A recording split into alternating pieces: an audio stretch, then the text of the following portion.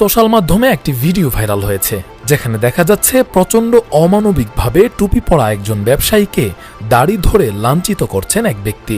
লাঞ্ছিত ব্যক্তি রেহাই পাওয়ার চেষ্টা করলেও পাচ্ছেন না। ভিডিওটি নিয়ে সোশ্যাল হ্যান্ডেলে তুমুল সমালোচনা শুরু হয়। খোঁজ নিয়ে জানা যায় ঘটনাটি মানিকগঞ্জের ঘিওর উপজেলার। আক্রমণকারী ব্যক্তিকে চাঁদা না দেওয়ার অভিযোগে তিনি ভুক্তভোগীকে এভাবে লাঞ্ছিত করেন। সোমবার রাত ৯টার দিকে উপজেলার বাসস্ট্যান্ড এলাকায় মানিক কম্পিউটার নামের দোকানের ভেতরে এই ঘটনা ঘটে। ভুক্তভোগী আলী আজম মানিক এই ঘটনার পরপরই ঘিওর থানায় একটি লিখিত অভিযোগ দেন। তবে অভিযোগ দেওয়ার ১৬ ঘণ্টা পার হলেও অভিযুক্ত নাসিমকে এখনও আটক বা গ্রেফতার করতে পারেনি পুলিশ। মঙ্গলবার ঘিওর থানার ভারপ্রাপ্ত কর্মকর্তা মোহাম্মদ রফিকুল ইসলাম গণমাধ্যমকে বিষয়টি নিশ্চিত করেন। এই ঘটনার পর থেকেই পলাতক আছেন অভিযুক্ত নাসিম ভূঁইয়া।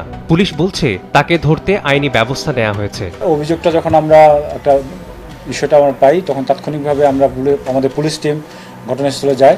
ঘটনাস্থলে গিয়ে বিষয়টা প্রাথমিক ইনভেস্টিগেশন করে এবং পরবর্তীতে আজকে লিখিত অভিযোগের প্রেক্ষিতে এই বিষয়ে একটা মামলা রেকর্ড করা হয়েছে, মামলা রুজু করা হয়েছে এবং মামলা রুজু করার পরবর্তীতে আমরা এ ব্যাপারে প্রয়োজনীয় যথাযথ আইনগত ব্যবস্থা গ্রহণ করব। আলী আজম মানিক ঘিওর বাসস্ট্যান্ড এলাকায় দীর্ঘ ৬ বছর ধরে কম্পিউটার, কম্পোজ, ফটোকপি দোকান পরিচালনা করে আসছেন। কাজ করলে ১০-২০ টাকা দিয়ে চলে যায়, টাকা চাইলে চোখ রাঙায়, রাগান্বিত হয়। এলাকাতে বা ওর কোনো নির্দিষ্ট কোনো পেশা নাই, ওই জমির দালালি বা এর কাছ থেকে ওর কাছ থেকে টাকা নিয়ে আপনি যে কোনো দোকানে গেলে জিজ্ঞাসা করতে পারবেন, জিজ্ঞাসা করলে জানতে পারবেন ওর লেনদেন ভালো না।